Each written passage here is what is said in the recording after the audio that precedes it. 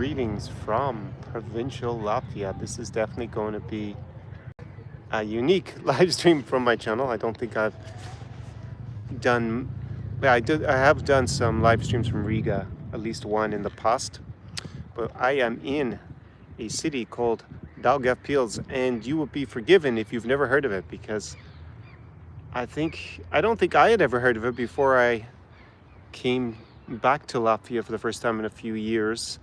That would have been early 2023, I guess. And then I started looking at the map, figure out things about the country. But this is the country's second city. And Riga, the capital of Latvia, is the biggest city in this kind of three Baltic state region. So southern Baltics, southeastern Baltics, I guess we can say, on the Baltic Sea. And we're a bit inland. We're actually close to the border with Belarus. Belarus is very close. This is, well, I guess I could go to Białystok as well in Poland. That would probably be as close to the Belarusian border. And we're also right beside the Lithuanian border. But of course, this is all in Schengen, so, you know, it's an internal border at this point. And Daugavpils also used to be known as Dvinsk, and Düneberg was the German name. So it has a varied history. And I decided to come from Riga. I went out on Friday night in Riga, my favorite cocktail bar. Love it there. One of my consulting clients, I was telling him about. I had to remind him of the name. It's a place he really needs to go to when he finally makes it to Riga. He's decided to actually go to Moldova and Ukraine in the next few weeks.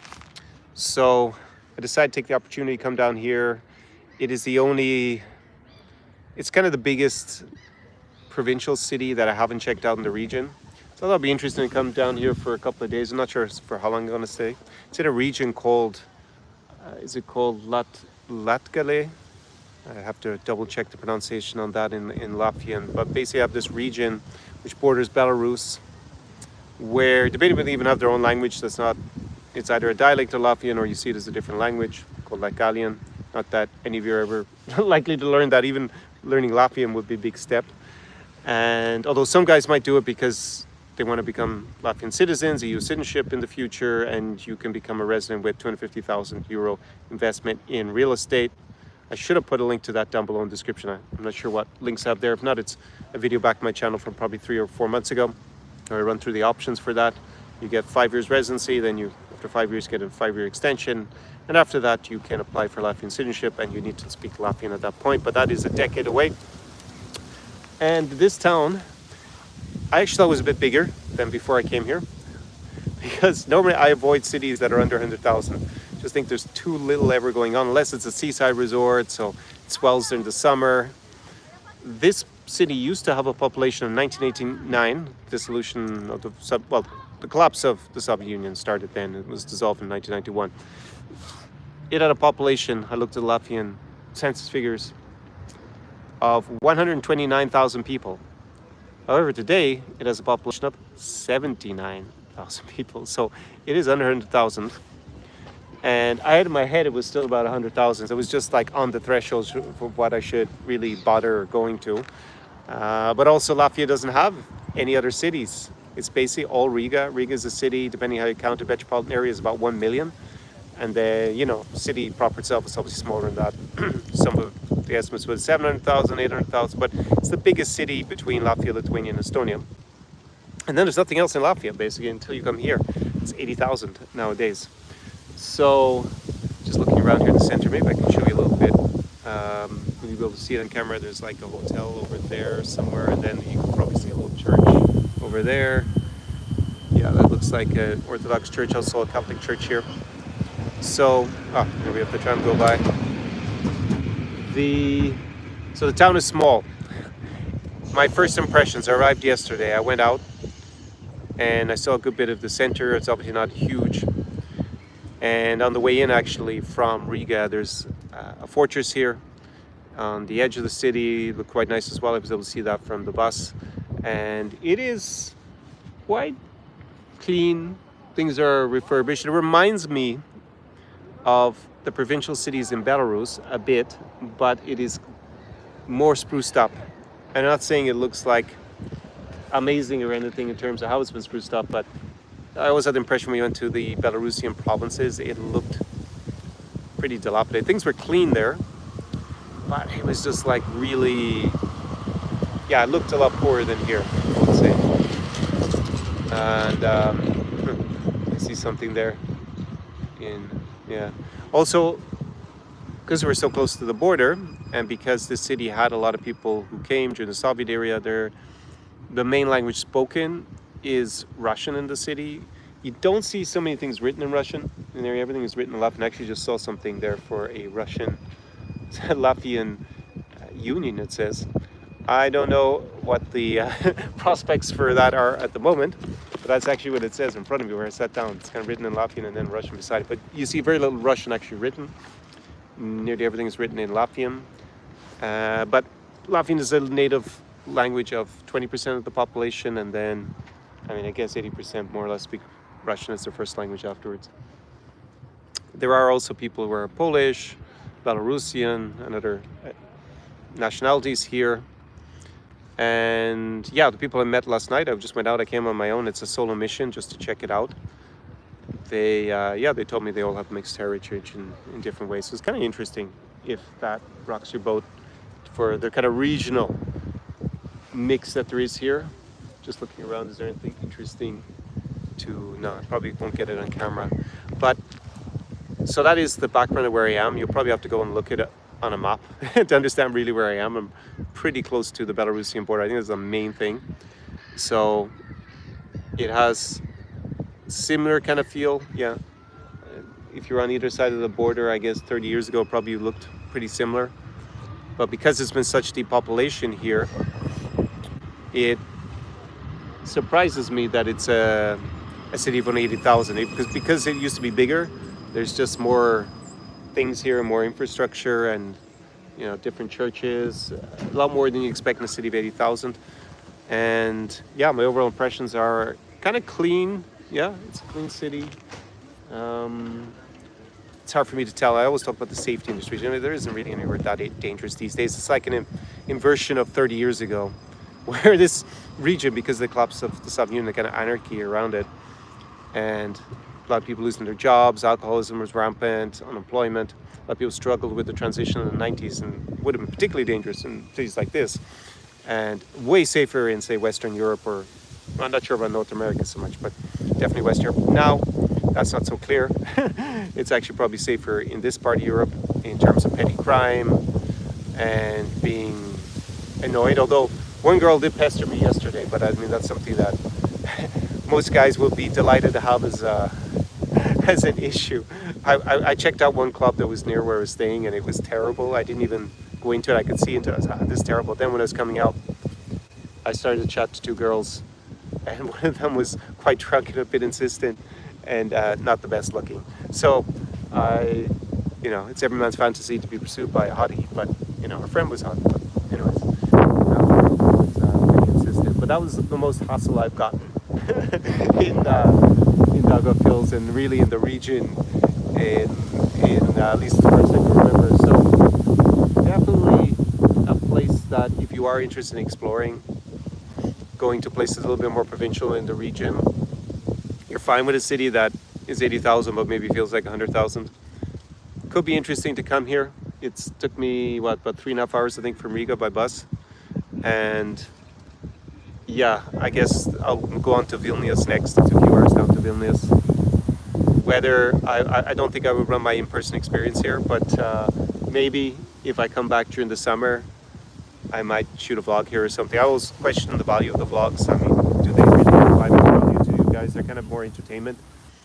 But I noticed, after making so many of them in Ukraine back in the day, that they probably, in terms of the business aspect, probably don't add a huge amount, but I just kind of enjoy doing them. So maybe I'll do something like that. And yeah, to describe my experience last night, since I haven't been here for very long. By the way, the tram does not take cards. I don't think it's the only city I've been to in a long, long time, where I got on and I was like, okay, there's a conductor. I said, okay, I'll take it. And I took out my card. He's like, oh, it's only cash on it. It's like, man, I just arrived in the city. And but the trams are quite nice for a provincial city in this region, I think.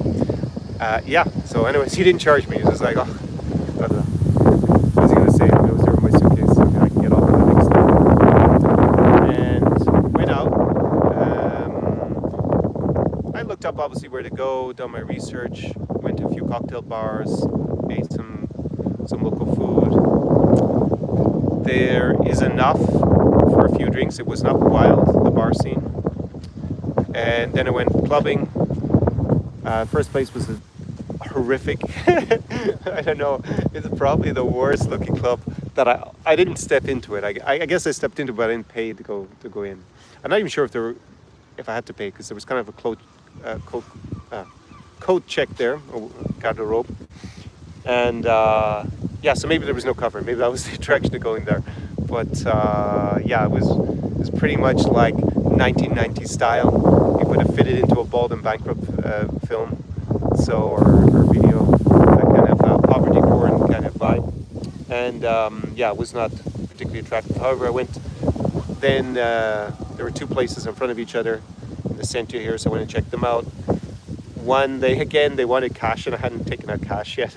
So I went to the ATM, took out some cash, and then actually went to the place in front of it. And yeah, the vibe was nice.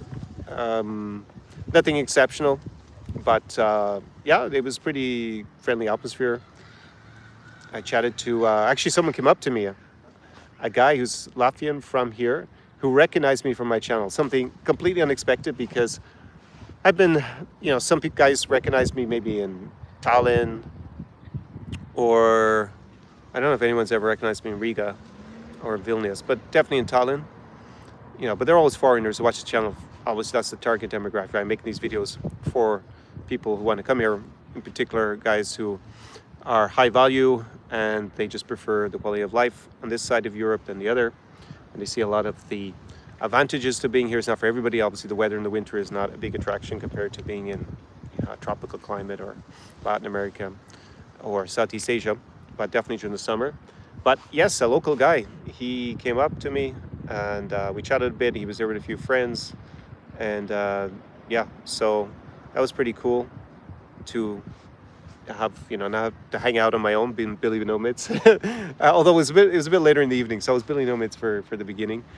Chatted to some local ladies, very attractive, cool vibe.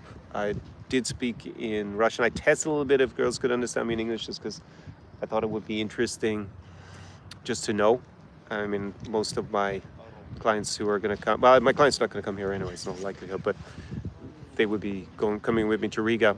But if you were to come here and you don't speak Latvian, which almost no one's going to speak, even if they live here as a foreigner, it takes them a long time to learn. But Russian, since that is the lingua franca, most commonly spoken language in the city, and kind of, yeah, I'm not sure they really understood very well. It's more provincial vibe.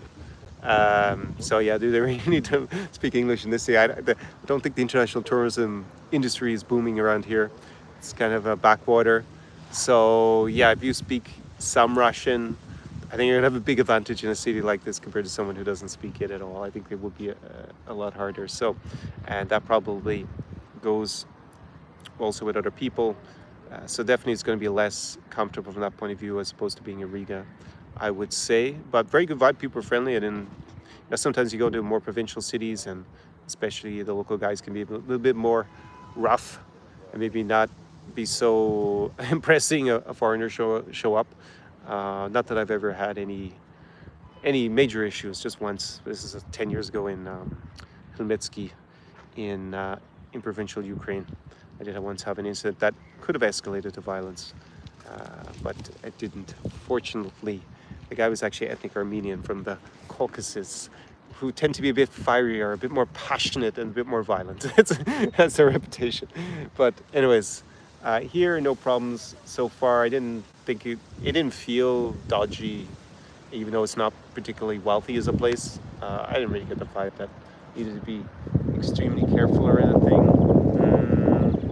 So yeah, there's enough restaurants and cafes. I need to go and I got up a bit late because we lost an hour with the clocks changing. Hopefully that's going to be phased out pretty soon. I'm not sure is it next year or the year after. Thankfully, get rid of this annoying thing twice a year where they change the go forward and back. So we lost an hour at the club as well. It was a bit later, and yeah, I needed to get up early to do something and then go back to sleep again. So slept in a bit late, so I haven't done as much walking around today and checked out as many cafes, but there, you know, it's comfortable. To give you a comparison, I went to Narva in Estonia, which is a population 50,000. It's like on the border with Russia. You have Ivangorod. On the opposite side, you have the picturesque Herman Castle on the Estonian side, and then the, what would be Ivangorodskaya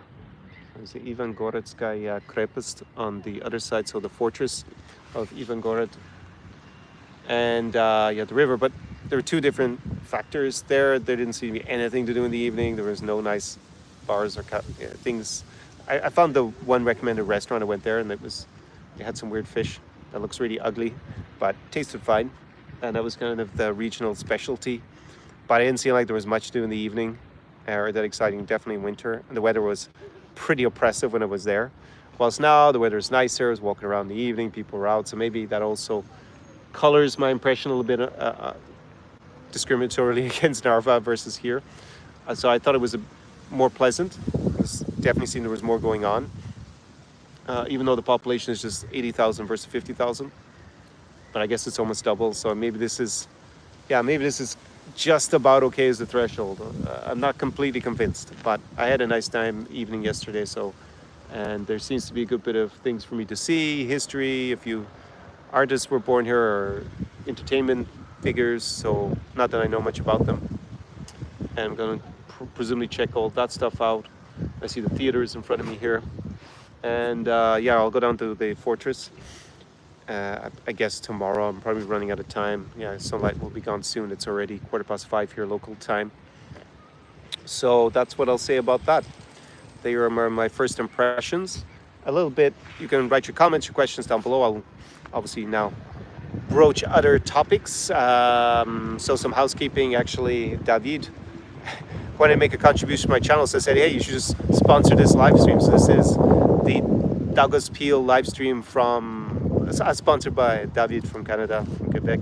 So, encore merci. And yeah, I guess other people, if you want to sponsor a live stream, I can give you a shout out. Why not?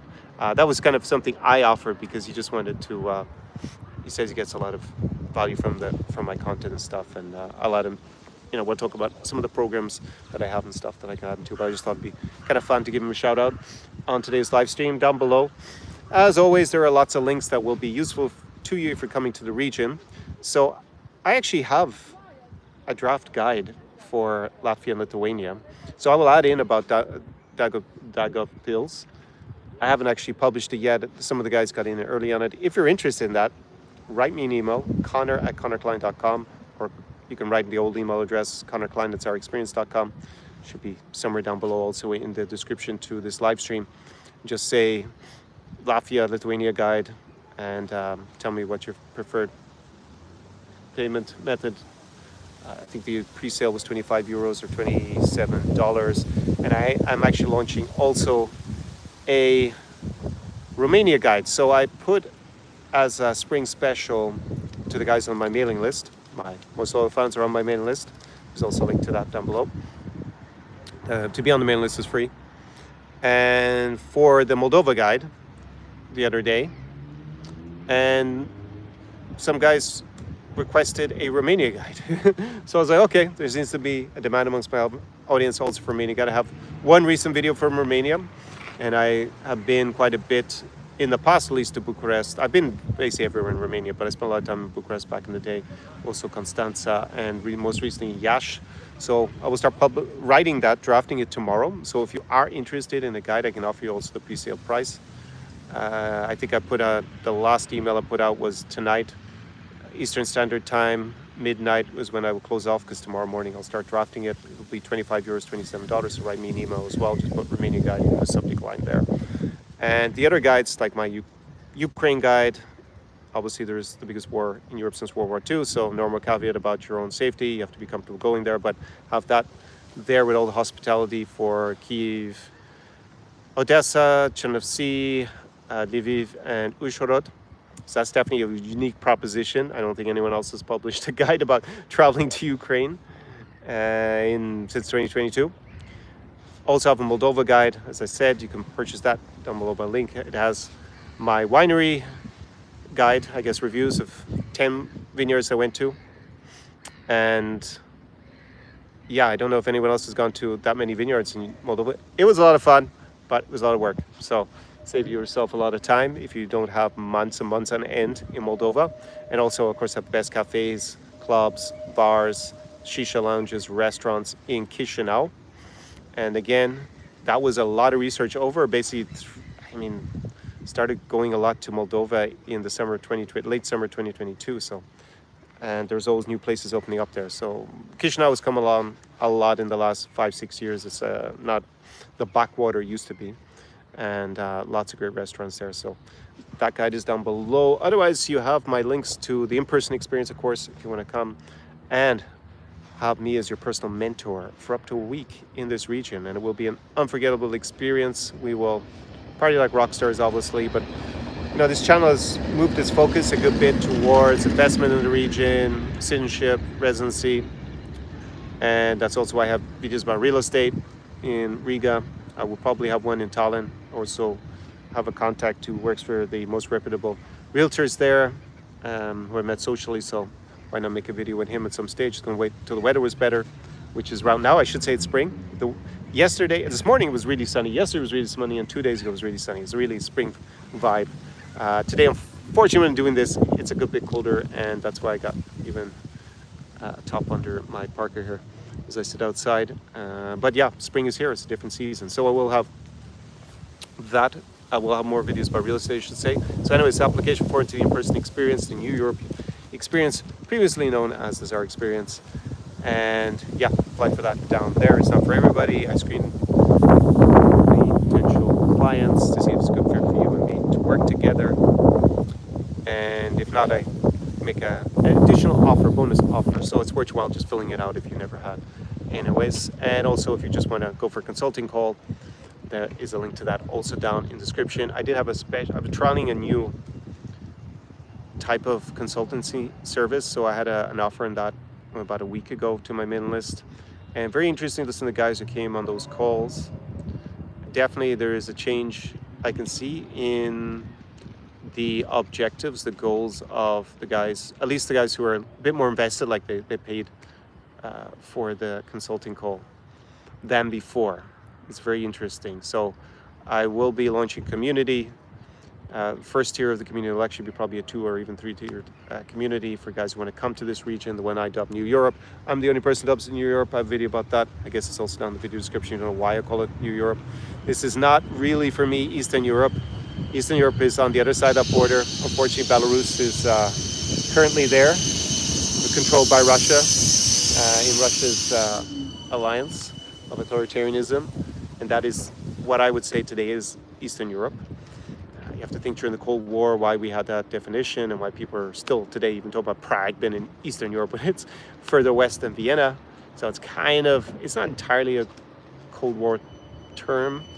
It was actually even an earlier colonial term to basically past where Germans lived to call it Eastern Europe. But nowadays we've got effectively a new Cold War, and that Iron Curtain, or the icy curtain as I called it when I was in Narva because it was so bloody cold. Yeah, it's there where Russia is, or is in alliance with Russia, basically, broadly speaking. So that is real Eastern Europe today. And here it's different. It's part of the collective West. It is in the European Union. It's also in NATO. But it is different to being in Western Europe. I think for the right kind of guy, it's actually more attractive to be here. It's not socioeconomically developed, but it is safer, as I said, in general. You don't have as much annoyance as you would have. And it's really about finding a good fit for you. I always make the comparison, like when I was in Tallinn with the Scandinavia, so, or other parts of the Nordics. So being in Helsinki or Stockholm, I like Sweden a lot, actually. But it's a different vibe. It's a more multicultural vibe. It's Western European cities had a lot of immigration from all over the world, and that has positives and negatives. So here it's more regional immigration. Some of it, I'm not sure either side was voluntary. I don't think the locals necessarily welcomed it in, or the people who were moving were necessarily have much of a choice about it, but that's the way it is. And that creates a different vibe. And yeah, you don't have maybe the diversity in terms of cuisine or music or options like that as you would in a, a Swedish city, but you have other pluses that come with it as well. So that is what I will say, yeah, about the in-person experience. Anything else down below? No, I think that's everything that I wanted to talk about in my little housekeeping section. So keep your comments coming underneath this video, and yeah, your questions watching replay the same, and I will come to them. And yeah, so I've gone through Daugavpils. My initial reaction, I had thought originally when I set up this live stream, I thought it was going to come on Friday. So I'd already have at least double the time in the city before I tell you what my thoughts are on the Sunday evening. But basically, I got one evening and the walk-in this morning or this afternoon to shoot the live stream, because I was basically hanging around in my areas a little bit further past the center here where I'm staying. But anyway, so far I've gotten to see, I think, a good overview. And yeah, I would rate it above my experience going to Narva. Narva is more about seeing the new border in this new Cold War and looking across that famous bridge. It's very key. The dog looks very energetic. And yeah, there wasn't much to do in Narva. And it was cold, very cold when I was there. So maybe that also, maybe it's going to be better in summer. But here, there just seems a little bit more to do. But yeah, compared to being in Riga, I had a great week in Riga. The weather got good at the end. And yeah, it's a big pulsating city compared to the provinces here. So lots going on, lots to do, a lot of nice cafes, restaurants, bars, clubs. Although I didn't go clubbing this week, I just went to my favorite cocktail bar and had a nice time there. It was good to be back after a couple of months I was in Estonia. So that is Daugavpils. Whether I come back again, maybe to shoot a vlog, if I think that's going to be of interest. If I continue to focus a lot on the Baltics, then maybe it make sense to do a video here. But I think probably in the summertime. But let's see. So other things that have been going on. What should I talk about? The theme today was just going to be Daugavpils and Latvia. Should I comment on the Baltics in general? One thing I get from my clients, especially ones that are long-standing, like I have one consulting client who's now engaged to Ukrainian. He's actually in Paris at the moment with her. He flew over from Canada. And yeah, I asked him, like, okay, do people where you're from know anything about the three Baltic states? And he's like, no one would be even able to find it on a map. I was saying, like, okay, but how many of your neighbors before the 2022 invasion of Ukraine would have been able to find Ukraine on a map? And he's like, yeah, that's a fair point. Unless they're ethnically Ukrainian heritage, and probably none of them would either. So yeah, it doesn't have the mass YouTube marketing. I mean, obviously Ukraine had the whole traditional bride fetish myth marketing, right, from the dodgy marriage agencies that was pushing it millions. You have all the PPL sites creating this mythical traditional Ukrainian bride that's just waiting for Joe from provincial Ohio. I have actually a client who lives in provincial Ohio, so I can make fun of Ohio today a little bit. Yeah, that the farmer in Ohio who lives in a small town, that some 20-year-old Ukrainian supermodel who is just traditional, wants a good man, is waiting for him to be saved. So yeah, with all the millions and millions of dollars that went into pumping out that image and basically scamming guys, a lot of guys, I guess, figured out what Ukraine was because of that, or it was on their radar because they're, especially now the algorithms have gotten even more sophisticated. I went and looked because it came into my feed. There's like this new song in Bashkir. It's like a language in Central Asia. It's actually in Russia, Bashkir, but a lot of them live in Kazakhstan. So the song has been very popular, especially in Kazakhstan, in the last few days. So I went and I looked for it. And the original artists, they don't seem to have created even a YouTube channel, at least I couldn't find it, where they would have the original. So, I opened up 2 or 3 of it. Since then, on my Instagram, on my YouTube, I just have so much from this group, just 50 versions of the, clips of the song, just like pumping it out to me. Now they figured out I'm the target demographic of this, I guess, regional viral song. It's a catchy pop tune, basically. With a lot of the aesthetics of Central Asia, the snow, they're on the horses, they got the furs on, looking like, I guess, that kind of Genghis Khan image, right, of the warrior. that you see in other music videos from the region. It's kind of getting almost a little bit hackneyed and a little bit kitsch to see it, but anyways, it is a new aesthetic. Yeah, but now it feeds it to me all the time. So I guess if you are looking for that, then you just get fed and fed and fed the same reinforcing stereotype that might have some truth to it, or might just be a scam marketing. And I think that's a big issue for guys. So there's no one pushing the Baltics, at least in 2025. I look at, occasionally on YouTube, is there any other content? I don't even find good, like, vlogs or videos, really. Just an occasional good video. There's a guy in Estonia does a little bit, but now he seems to have switched. It's mainly just tourists, normally couples coming in on a 2-day stop to Riga. But I mean, other than finding the very obvious tourist places, you're not really gonna get much more out of those videos. I don't watch them anymore. I watched a couple of them.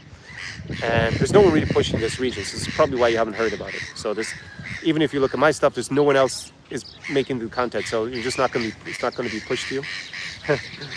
And that means it's not in the match, which means you don't have so many, I guess, thirsty foreign guys running around here as romance tourists. And yeah, I always allude to the fact that Estonia, they had the marriage agency business, the romance tourists, back in the 90s, and there was even a mockumentary called Screwed in Tallinn. I've forgotten how you say that in Swedish. It was a Swedish mockumentary, and it was in 1999 it was produced. And they my Swedish friends have told me they completely disappeared like around very early 2000s. Gone.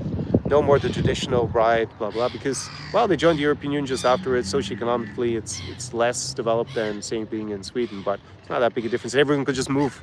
So I don't think the women stopped being traditional overnight. It's just that they didn't need to be rescued, right? They didn't have to move for socioeconomic reasons. You weren't a ticket.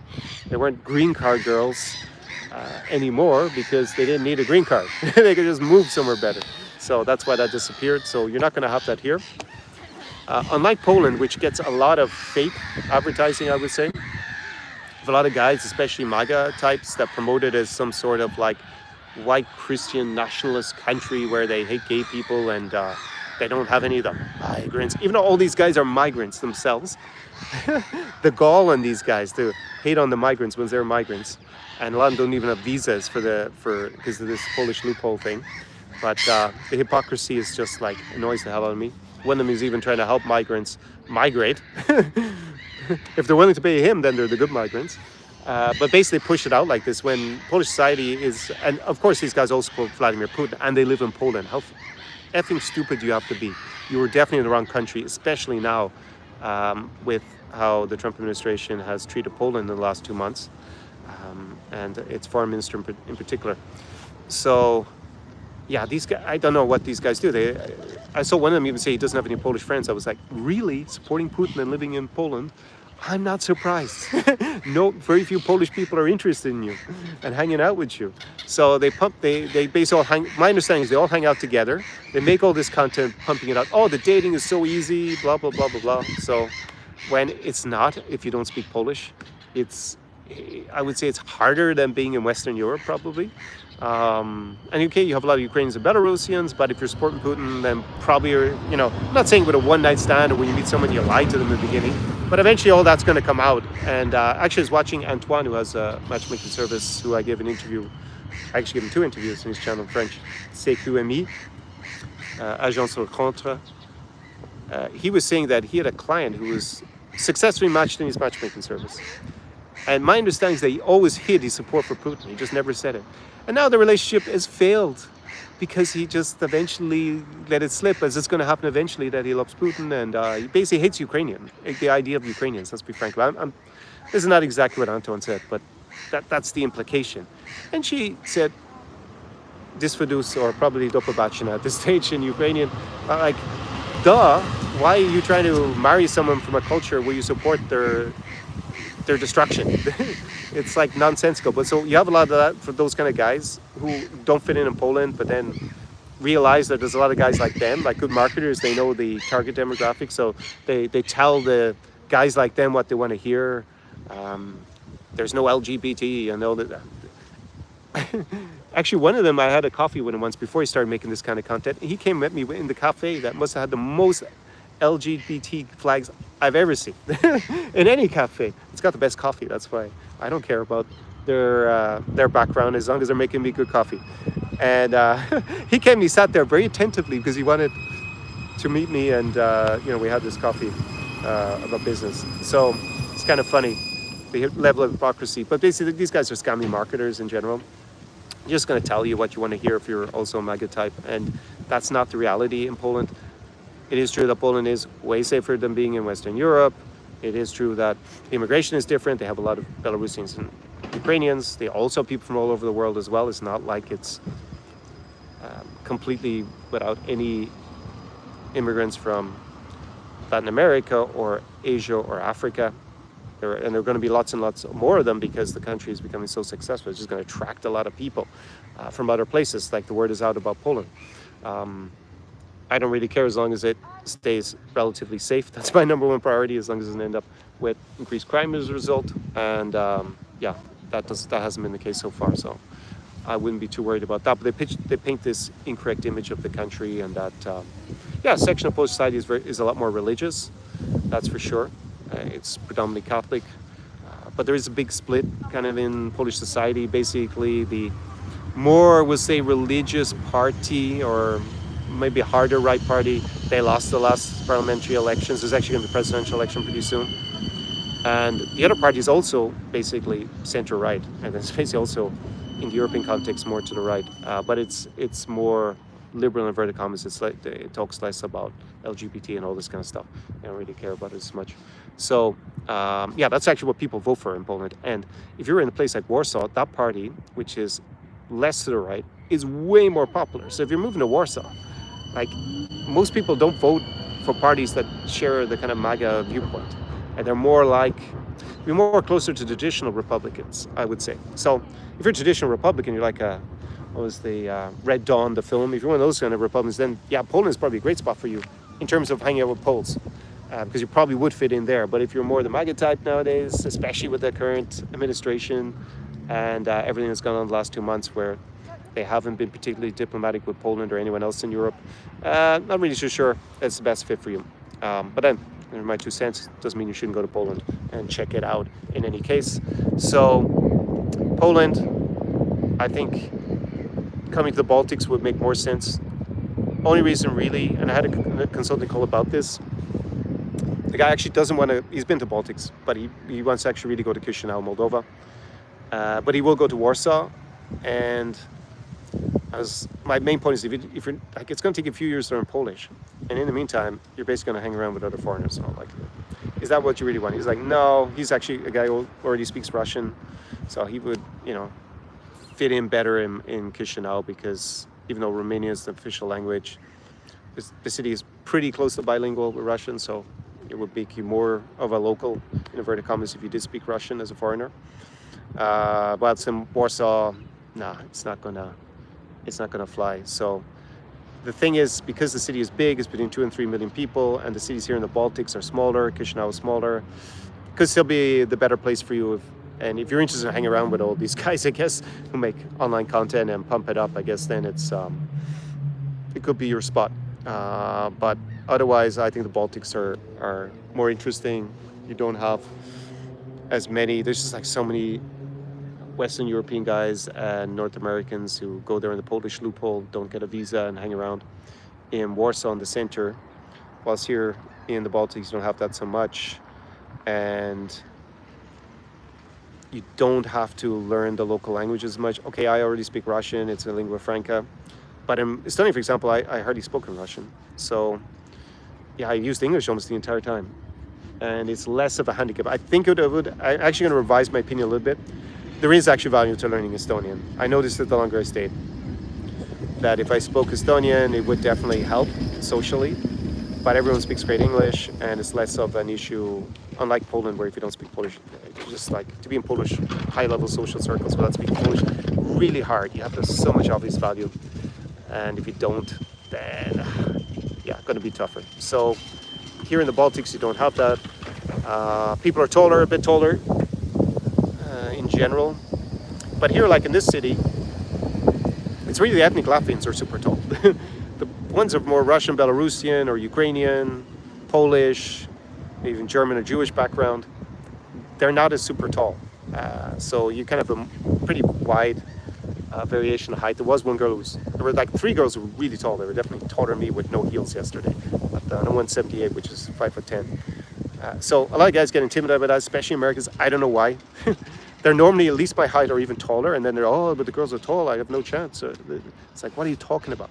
If you're Irish boy here, who's 178, 5'10", doesn't really seem to have much of a problem. I mean, it's only really, okay, you have competition guys who are taller, that's clear, right? So that's a small factor at the end of the day. You know, as guys, there's just a lot of factors going to our attraction to women. So this is one of them. But as long as you're at least the same height as the girl, it's not normally it's not going to be a deal breaker. Almost certainly, very rare. And yeah, if the average height is 170 or 169 and you're still over that, then I don't think you need to worry about it too much. I personally like tall women, so for me, maybe that's my preference as well. That's not the norm. I did see some statistics say normally guys prefer girls who are on the shorter side, maybe not midgets, but shorter. That's not my preference, and there's a little bit of divergence when I looked at the stats, so interesting to read. Anyways, I've covered Daugavpils, I've covered the region broadly, and change of the seasons. Anything else you should say? I have the separate channel about geopolitics, so I'm not going to go into that on these kind of live streams so often. I did one the last time. And yeah, if there is a ceasefire, then we have an issue in the Baltics because those Russian soldiers presumably come and threaten us here at the border, but I think that's very, very low probability. It's got even lower in the last week or two since I made the last live stream anyways. So yeah, I think that's everything covered. Language, it's easier to use English in the 3 Baltic states than in Poland, but still would be better to learn the local language. But yeah, and here, the city, because I speak Russian, I already have that, because it's lingua franca in this city. But in Tallinn, no. In Vilnius, no. Lithuanian and Estonian are definitely a lot more useful. In Riga, where I hang out, it tends to be a bit more Russian speaking, maybe 75%, so it's probably okay for me. But if you go to other parts of the city, then it's going to be a minority, and speaking Latvian would be a big advantage. But it's not like in Poland where it's really tough if you don't speak Polish. And I am learning Polish, but it's going to take a while, even though it's reasonably similar to Ukrainian and Belarusian. Yeah, I'm still at the very basic level. So let me go to your comments, because this is what we do on these live streams, and see how many of you are even interested in this region. Or you just want me to go back to Ukraine as soon as possible and start vlogging from there, even though inevitably I'll end up talking about geopolitics on this lifestyle channel again. I have the separate channel. There's a link to that also down below in the description. Go watch my stuff there. I make content, not every day, but maybe a few times a week. Maybe it's 4 or 5 times a week. I have a background in international relations. I worked as a lawyer for many years, including at the European Union institutions in the Berlin.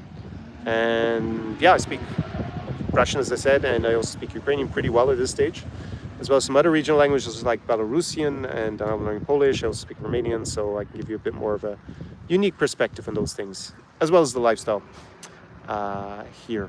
Right, so David, the sponsor of today's live stream. Bonjour Lettonie, looks very cold. Tu as besoin d'un truc. Okay, I'm not sure actually, I don't understand the word. Tok, what is that? Is it like torch or something? No, that's not the word for torch. Or is it? To warm myself up. Maybe an outdoor heater is what you mean. Let me know. So, Rick says, hey Conor, what do you think about Kraków and Poland? Have you been there? Yes, I made some videos back in the day in Kraków. I actually did it with a girl who's now doing pretty well on YouTube in Polish, and she's also involved in a lot of stuff on, I guess, TV. Don't see her so much. She uses her stage name as Aria Martel. And yeah, she was we did some videos together. It was kind of a cool period. I met up with her and I bumped into her. I was pretty drunk actually once or twice in Warsaw, but I haven't seen her for over a year, I think, at this point. Kraków, so she's from Kraków, so we hung out there. And yeah, I mean, what can I say about Kraków? It's not as big, obviously, as Warsaw. I don't think there's the same options in terms of lifestyle there. but still, it's not a bad option. I guess if you like Poland in general, it could be interesting to go there, check it out, and spend a few weeks, see if it's for you. And I'm actually thinking of going to Gdansk. I may even go with a client if he's still up for it, because he suggested it. Actually, two clients suggested it. I think one suggested me and I suggested the other one. I said, hey, it might be a city for you. And yeah, I think just being on the Baltic Sea, especially in the summertime, I think Gdansk, Gdansk is more developed and pollution is going to be less. Pollution apparently is a big issue in Kraków in the winter. It's also an issue in Kyiv and in Warsaw itself a little bit. But when you're on the seaside, obviously you have less of those issues. So I personally prefer Gdansk in the Tri-City area. Is it called Miasto or something like that in Polish? Because you have Gdynia further along the coast, Sopot, which is the party town, and then you have the historic part, which is Gdansk. So, yeah. Davi says the background birds are fighting to be on your show. Well, they've now disappeared. Ottenel says hi, hello. Josh says good evening. Good evening, Josh. Dobry wieczór. Well, I don't know how to say that in Latvia. Anyways, I know that you speak Russian more and more, since we've discussed that only yesterday. Jacko says, lost a lot of weight. Are you in Ozempic or just worried about Conor McGregor running for Yes, I have gotten rid of a bit of the excess body fat. Not that I was fat, but at least not for a long time. I was actually fat almost 20 years ago for a short period of my life, but I also corrected that at the time by dramatic weight loss. I have been losing a tiny bit of weight over about 2 or 3 years, and Angela will say, like, when are you going to be when are you going to be slim? You keep talking about this, you go to the gym, but I don't see a big difference. So I think before Christmas I lost a few kilos. I think I lost about 5 kilos just, but you know, people call it calorie deficiency, or isn't that it? Calorie deficiency, right? But basically I starved myself. I just didn't eat some meals for like a week. And I lost the weight, and I felt like doing that kind of shock would be the way to do it, rather than what I've been doing for the last few years. And then my friend in Tallinn is a diplomat. He used to be fat, and he just became obsessed with fitness. And man, he's like a semi-pro athlete. So hanging around with him a bit, I decided to change up a few things in my training, and now I do a lot more intensely. And yeah, I put on a good bit of muscle. Not that you can see it yet, but by the summertime, I should be in pretty good shape, the best shape I've been since my early 30s. And yeah, it's always a bit questionable because people are used to watching me here and my face looks a certain way, and then suddenly it's a lot thinner. It's kind of debatable also for girls whether me being so slim, even though I have very little body fat now, whether that's more attractive than being a little bit plumper in the face. So it's kind of debatable, but yeah, I overdid it a bit. I think it was like a month ago. I looked a bit gaunt because I did the same thing again to try and basically get myself down and get rid of it, and then build it up more in terms of muscle, which has happened. So it kind of worked in the short term, but probably, yeah. So am I worried about Conor McGregor he's running for president, that's the idea, not for parliament. He doesn't, I don't know if he's even going to win tickets. There's a few obstacles to just running. You can't just put your name on the ballot. You have to be nominated. There's like a threshold in terms of politicians. I actually need to look it up. I wasn't expecting to be asked that on today's live stream, but he needs either councillors or parliamentarians or county council. I can't remember what it is, but he needs a certain number of politicians to basically endorse his run for president, and it's not clear that he will actually get it as yet. He may. I don't expect him to win. Let's see. And I'm not a big fan of his anymore. I used to be a big fan of his about maybe 5 years ago, but yeah. You probably saw some of the legal cases he's had, and those were pretty much open secrets in Dublin for at least 5 years, and that kind of changed my opinion. But then, you know, since he retired and doesn't fight, doesn't seem very lucid a lot of the time. He seems slow when he speaks, slurred often. Yeah, who knows what kind of substances he's taken. And in general, he's just become less admirable, I would say, in my opinion. So that is about Conor McGregor. And but yeah, he's the most famous and fittest Conor in the world. But yeah, I'm aiming for second on that roster for now. What I recommend, Otanas, what I recommend if someone's going to a foreign country's countryside to speak their language. It just depends where that is. It's good. It's rarely a disadvantage to speak the local language. And if it were, you could always just speak English. So you can, just because you say you spoke Latvian, it doesn't mean you have to speak Latvian. You can just speak English all the time if you're a foreigner, right? And maybe there might be a few circumstances that might play in your favor, but it's going to be pretty rare. And yeah, always an advantage. And yeah, it just depends where you're going. I mean, I use the lingua franca Russian here. It was fine. Someone says just wear platform shoes. I guess you're talking about the height. Yeah, those lifts. Yeah, I couldn't be bothered. A warm hat. Doc is a warm hat. Okay. Someone Pios online says, I don't support your business because you tend to bring Russia supporters to our country and region. A Lithuanian.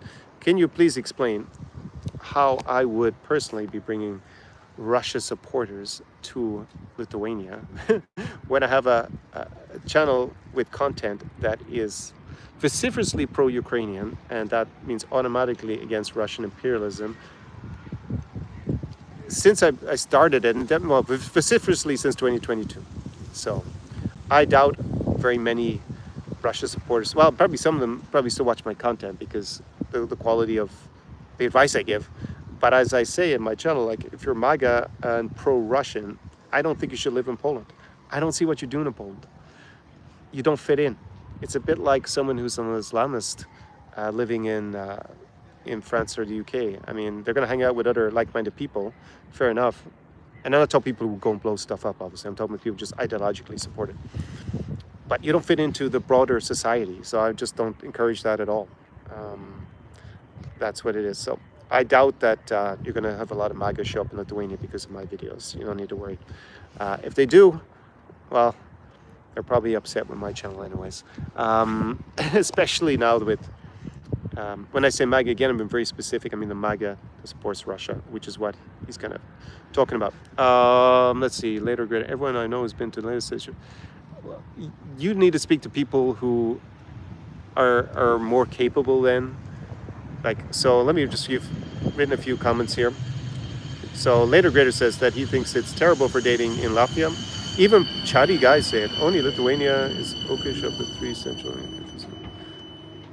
EU and former Soviet Union using as an acronym isn't very helpful today. Okay, you wrote underneath, you mean Russia, Ukraine, Belarus. Well, they're not even in the same category. They're two different nowadays. I mean, you can lump Russia and Belarus together because the best of Belarus left anyways and lives in Poland and Lithuania mainly. Especially when you're talking about dating. Because most girls are interested in foreigners, they didn't stay in Belarus, they left. And a lot of guys, the few guys who've gone since then confirmed that to me. They said a lot more gold diggers. They said, yeah, they're not so interested in foreign guys. Those kind of girls who spoke some English, interested in foreigners, they left. They took their chance to get out of Belarus for the most part. So can you elaborate why they said it was bad for dating? Girls, again, most models per capita in the world. Estonia, number 1 country. Number 3 is Lithuania. Number 5 is Latvia. So the beauty is there, the model beauty, right? So the girls are tall, slim, beautiful features. I think the style is pretty good. It's not terrible either. I said, maybe you're gonna answer it down below, but do I think, okay, I'll put it to you this way, because they bring a client to both Chisinau and to Riga. He thought the age gap was easier. He talked about it the last time he wrote it, but the age gap was easier having a bigger age gap was easier in Chisinau than in Riga. But I don't think it's actually the real reason. I think socioeconomically it's less developed in Chisinau. So I think girls are going to stretch that value. Well, you have more scope basically in terms of your value, especially if you're wealthier and older in Chisinau, slightly, I don't think it's massive, than you would in Riga. Because they're already got the socioeconomic level is just higher in the 3 Baltic states than it is in Moldova.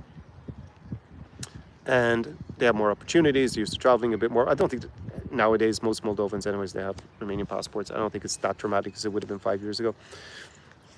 And I haven't spent as much time in Riga, but in Tallinn, I can just say that age gap. I'm 46. Like, there's no difference that I noticed. At least not major. It may be tiny bit, but again, I think it's just more about they have better options maybe from their point of view locally, and then if so many more foreign guys come, then you would in Chisinau. So, because if you look at the local people in terms of the age gap in their relationships, in Ukraine and Moldova, it had slightly more than in Ireland. Like, we're not even talking about in the Baltic. It's like slightly more. It's not dramatically bigger, the age gap on average. So, and also in the Baltics, I see big age gaps to about the same extent as I do in Ukraine and Moldova locally. So, yeah, there's a small difference, but not really in that point of view, just to close out that point. And then, so maybe within that, if you're looking for a big age gap, maybe it would be easier because of those socioeconomic differences between the Baltic States and Moldova/Ukraine. But okay, other than that, I don't really know what you're talking about in terms of it's bad for dating. Maybe if you're talking about guys who show up, no interest in the place, they're kind of romance tourists. Not that that ideologically is good or bad. It's just their only reason to be there is for the girls. They're not there for a long time.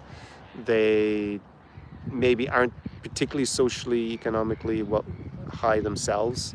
Those guys, yeah, I think they would have problems. I mean, basically, they are able to leverage the poverty, the relative poverty of maybe Belarus easier.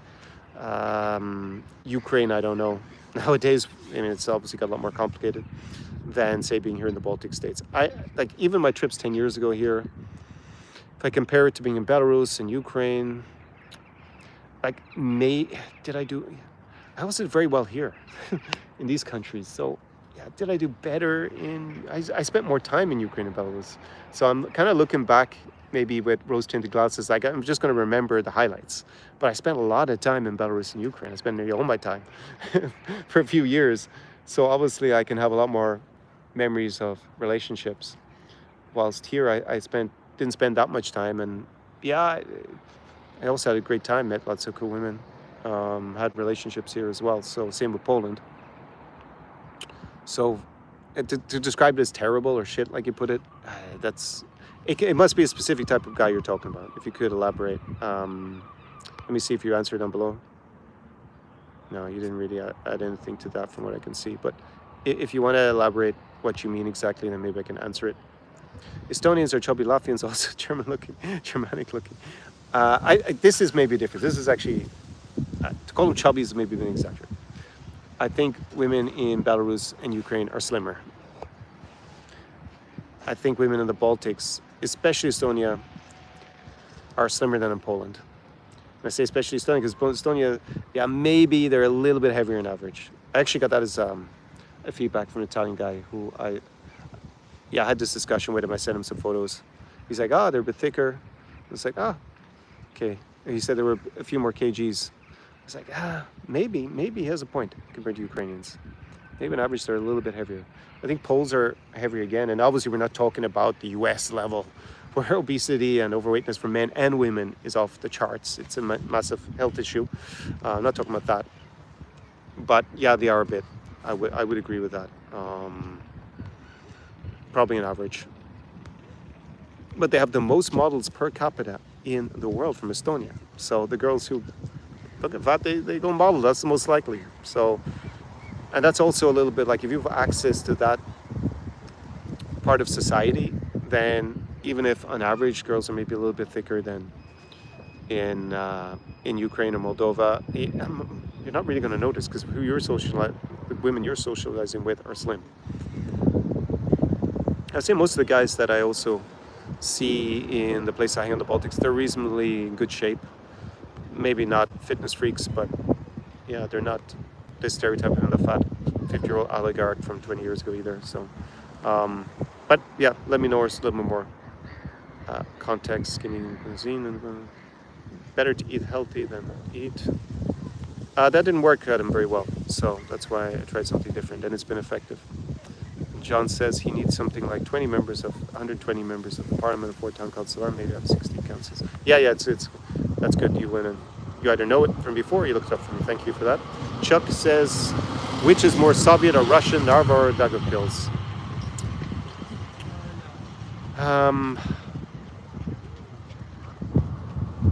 This feels more like Belarus. Narva.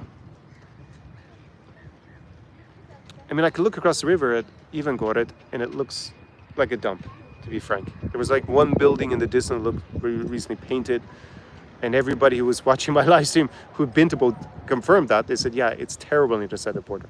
So Narva doesn't look like being on the other side of the border either. Yeah, I think it looked, here is nicer. So I don't know if you want to say that. There's a lot of red brick houses here, so that's also kind of cool and aesthetically nice. And you didn't see that in Narva. But yeah, overall, I think it's nicer here. I mean, I don't see the Soviet aesthetic has been something that appeals to me personally. You personally fine, but the traditionalists who look up this kind of tend to, yeah, and then maybe they get exposed to my point of view, PS Online, that is definitely against Russian imperialism. So maybe it's a good thing. And I tell them, I basically tell them not to come here if they have those types of views, but you know, maybe they disregard my advice on that. Chisinau and Kiev are empty outside of summer. I wouldn't say it's empty. Chisinau, it's also fun in the winter. A lot of these places are fun in the winter, especially if you're a single guy anyways, because there's less options and none of the girls are on holidays traveling, the locals. So I think it's easier to meet people who are local and build up connections in the winter. There are fewer other options. So I definitely saw that in Estonia this winter in terms of building my social network. But then else says, if you're traveling to the countryside and you're Estonia, you get a place to stay when it gets. How would you find a place? You just, I guess, you go online and you find a hotel. This is 2025. This is not 1995. It's not that big a deal if it's dark to get a hotel. You're gonna have your phone. You're gonna look at Airbnb, book it, say instant book, whatever, so it's available, or we book a hotel. Kind of bizarre question. I don't know. Maybe you've never traveled before. I heard the property residence in program in Latvia. I didn't hear that, but I will go and check that after this live stream. So, all right, gentlemen, it has been on for an hour. So, I did say 6 months ago I wasn't going to do so many of these live streams, but since I came to Daugavpils finally to check it out, I wanted to do this live stream just to show you what it's like. Yes, David, less birds around me now. And yeah, give you my impressions of here. I'm not sure for how much longer I'm going to stay. And yeah, it's one option for a certain type of guy who wants to come to the provinces in this region. I'm not sure how many we're going to do it. But I guess if I was to compare it to Narva, but again, I came here in nicer weather. The city is a bit bigger. I think that's the main difference. It just has like enough bars, restaurants, clubs. Like there was only one restaurant I ate there every day. The other cafes I went to in Narva, I didn't like them. I didn't like the coffee. And in most places, yeah, I was a bit too limited for me in Narva. Maybe I needed another few days there to figure everything out. But here already, it's just been a lot easier from my, I've been here for 24 hours only. So, and I found more things to do than in Narva. But I'm not saying that everybody should rush here as to have an experience. But it can be an option, especially if you decide to live in Riga and you want to do something else, come to the countryside for a weekend. And it could be nice to come down here, see something a bit different. And yeah, definitely for me, I've ticked, the bucket list for the Baltic bucket list. I came to Narva. I went to Narva. It was one big thing. I'd already been to Tartu. I would probably go when I'm back in the summer to Perno in Estonia, and I will go to Liepa in Latvia. There's one seaside resort. I've already been to Jormala, just near to Riga, which is almost like a suburb. It's like half an hour to drive there. And then down to Lithuania. I've already been to Kaunas, second city. I went many years ago to Klaipėda. There is a seaside town called Palanga that I haven't been to, so I might do that during the summer. And yeah, down to Koroni and Spitanita, which is near the border with Kaliningrad. Also nice there. I did that many years ago with my German girlfriend at the time.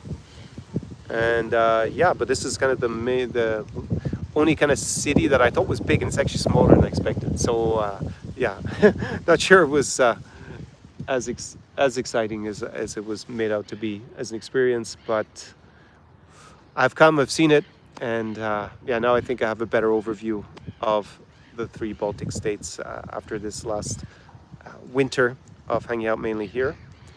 And now that we have sunshine and better weather, it's going to be more appealing for you guys. So unless you have some final questions, I'm going to wrap it up for this evening. Links down below in the description. Don't forget those guides. The new guide that I'm releasing for Romania, I'm going to start drafting it tomorrow. You can still get it on pre-sale until midnight tonight, New York time, Eastern Standard Time. Write me. My email is down below. ConorKlein@ZaurExperience.com, or the new email address Conor@ConorKlein.com. Anyways, you can look down below. Just write the subject line Romania guide, and you can have it for €25 or $27. That is €10 off, so 29%. And yeah, also the guides are links down below for Moldova and for Ukraine. And I also have a guide for this region that I started drafting, and I will add in a Daugavpils section. You can also write me. Just put again the subject line for that, and you have it for the same price, still pre-sale at this point, since I didn't finish it yet, for €25 or $27. Also the links down below to the application form for the New Europe experience with me in person as your mentor. We're going to have an unforgettable week together in a city in this region. Unless you really want to come to Daugavpils, it will be in Riga. Riga is number one for me. Although my client who's going to come next, it looks like, to the Baltics, he has preference for Vilnius, and he's been to all three. So different horses for different courses. And also, if you want to jump on a consulting call, also got that down below as an option there. You can invest in my consulting. We'll figure out your strategy for living your dream lifestyle here in this region. And it's not just about dating. I know that's the best known for here, also about investing in the region, getting residency / visa, citizenship, and just overall building a social circle. So vital to living a great lifestyle here. So I've built up a lot of connections in this region in the last few months as well. So that is more what I'm aiming to help guys with. Some guys in the past, they met their wives on trips with me to the region. So I guess also that can happen. I would advise guys to spend a lot longer than a week with me in the region. I can definitely kickstart it for you and put you in, save you months and months of time. Because if you're going to come to all these places and figure it out with no local knowledge and no contacts, it's going to take you forever. Or you're going to end up either Billy Nomads, or you're going to hang out in some lame expat circle. Right? It's not like 25 years ago where automatically just being American or Western European gave you huge value. And I would say, American's going to get a bit complicated because of the geopolitics of the last 2 months in this broader region as well. So, you need to create the context if you want to live that high-level lifestyle. You can do it yourself, but it's going to take you a lot longer. It takes me a long time to build up these contacts. So, I'm always looking for ways to speed that up personally. And if this service had been offered when I first started coming to the region, it's 15 years ago, it would have been a no-brainer for me to invest in, because I was going around, been building nomads, some of the oldest solo missions in the region. The dating was great and everything, but it was way more complicated because I was on my own. I didn't speak the language, the local languages so well at the time. I just spoke a little bit of Russian. No context, only in hindsight, because I have this channel, I really reflect on it. The watershed was the fact that I serendipitously created context when I wasn't even in the region. I just happened to have a Russian friend who had moved to Frankfurt, and then I missed my train to Munich to go skiing with my dad, and because I was going to ski with him in the Dolomites in northern Italy. So I actually could only get as far as Frankfurt, because I was coming with my skis from Brussels. And I ended up just sending him a message. I knew he moved there, and then he had this friend that came out with me who was from Odessa, and he said, when you go there, you need to contact this guy and this guy. And then when I did, these were like some German guys who lived there, spoke fluent Russian. One of them was born in the Soviet Union at the time. And that created my social circle, and I just completely transformed things. I didn't even appreciate it at the time. It was only years later, especially when I started making content. It's it's so hard for guys if they don't have that kind of setup. So anyways, down below is the application form, or if you want just the consulting option. All right, let me just see final comments here. If you're trying to, Damien Moody, I think you asked me a question, now you deleted it, and I had seen it pop up. I don't remember what the question was. I think you were asking me about some country, but anyways, you've deleted the comment for some reason, the question, Damien. If you want to write it very quickly again, let me know, and I will answer it. Do you think the country said it's better for somebody looking for a wife? Sorry if my question seems very odd. Yes, it does. Like, you'll look very low value. What kind of high-level guy can't meet good women in his own country? Think about it. And has to travel. The locals are going to think that you're either a mark to be scammed, or you're a bit of a desperado. If that's your main reason, and that's what you say is your reason why you're there. Damon asked me, do I plan on going to Kazakhstan? Yes, I do. Are you interested in Kazakhstan, Damien? And just let me know. The timing is not clear. I did have a consulting client who was somewhere else in the region this weekend. That's what I advised him on. This is why my consulting calls are very valuable.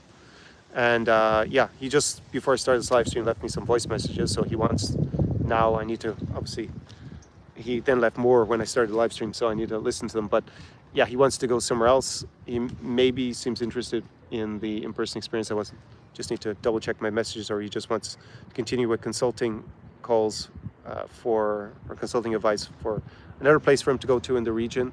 And yeah, so I also know to speak with one client. The client was with me the last time I was in Kazakhstan. I don't know what's up with him. He wrote me to go, and then he postponed it, but now he hasn't told me when he wants to reschedule for. So I can't say when I'm going to go. So it may be very soon, maybe even within a month, just depending how things go, or it might be during the summer. Well, hopefully not longer than that. Otniel. Okay, Otniel. Where are you from, and have you ever traveled in this region that you would think that if you tell local people that you're looking for a wife, that's why you came to the country, where that would be a good thing? Not if you want to be taken seriously. That's the thing about the guys who are the victims of the marriage age, especially the scam sites. They show up, they're brought around these romance stories. The locals think like they're clowns. It's sad. And I even had a foreign friend, my French friend, it was back in the day, Rami was in my videos, and he saw the guys sitting out at a favorite restaurant where they're brought, and they had the interpreter there, and he said, yeah, he said they come off as very arrogant, these guys, like they're kind of the big man. It's like they look ridiculous. They're being scammed by the women. And not that all matchmakers are scammers, I'm not saying that, I'm just saying that the whole industry. But these guys, yeah, bringing up a matchmaker, my favorite one to have a dispute with on YouTube.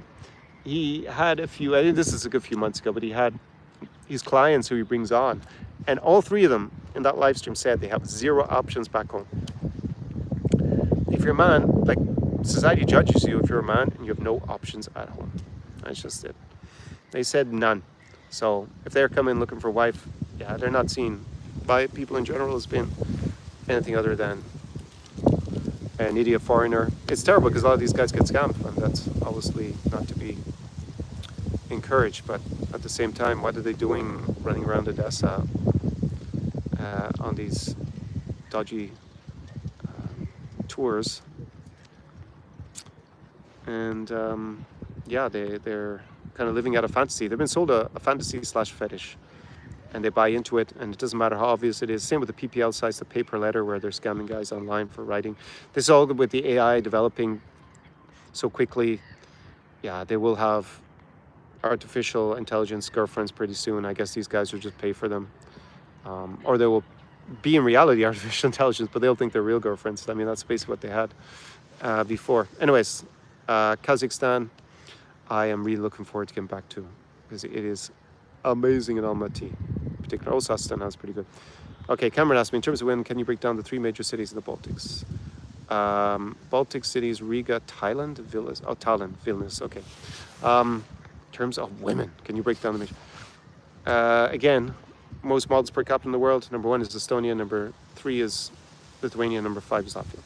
I actually think that probably, to me, I meet more Latvian women that I think are attractive than Lithuanians and Estonians, slightly, but it's not massive. And I think in Estonia I spent a bit more time. So maybe that's why I have to also factor that in. Again, English is not a necessity, unlike our saying. You can get away with English more than learning local languages, I think. But it's always an advantage to speak the local language. Receptiveness. Again, Cameron's like, receptive to who? Receptive to me? In this region, I don't really have too many problems anywhere I go. Or my clients. Let's see. Yeah, maybe you need to be higher level here than... But I don't think...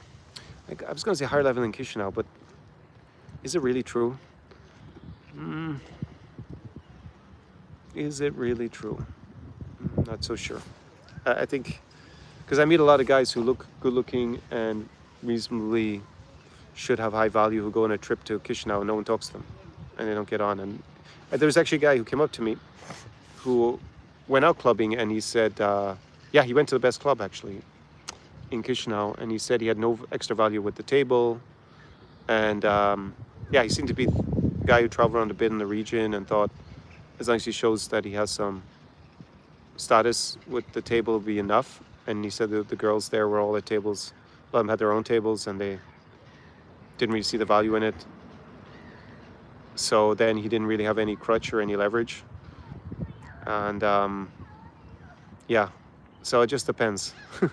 I guess it's not like the 1990s or even the 2000s here, right? So it's not like you can come as a, you know, loser back home and just pick up a supermodel and fly her to live in America, because that's what they want. You're more likely to meet the green card girls at the matchmaking service, because that's the premise, right? Is they're going to emigrate. And nearly all of them. The guy is not moving to live in Ukraine or Moldova or Poland in general, very few of them. So yeah, gotta minimize that. Receptive looks, behavior. Yeah, I need a bit more detail, Cameron, to answer the question. And if it's really not detailed what you want, then book a consulting call, let's say. It's probably worth your while. There's a link below. Or reach out to me by email. ConorKlein@ourexperience.com or Connor@ConnorKlein.com. Because I need a lot more detail. Because these things are, yeah, it's a little bit vague. Receptiveness. I mean, what, are you one of the day gamers walking around the street pestering 100 women a day, super low value? Because I've even met guys who are not super low value who've done it. And I'm like, man, how do you have the time to walk around for that number of hours around a shopping mall? Like, it's just, life is short. Go to the gym, go work in a business, go to a social event, rather than being a beggar on the street. You know, like one of these hawkers. You know, have you got €2 there? It's change. Like, yeah, it's receptive to whom exactly? I think the rule of thumb for this region is like, if you have a genuine interest and you spend some time here, make connections, even better if you learn the language, with the caveat, well, with the observation that it's less important in the Baltics than Poland, but still, it's an advantage.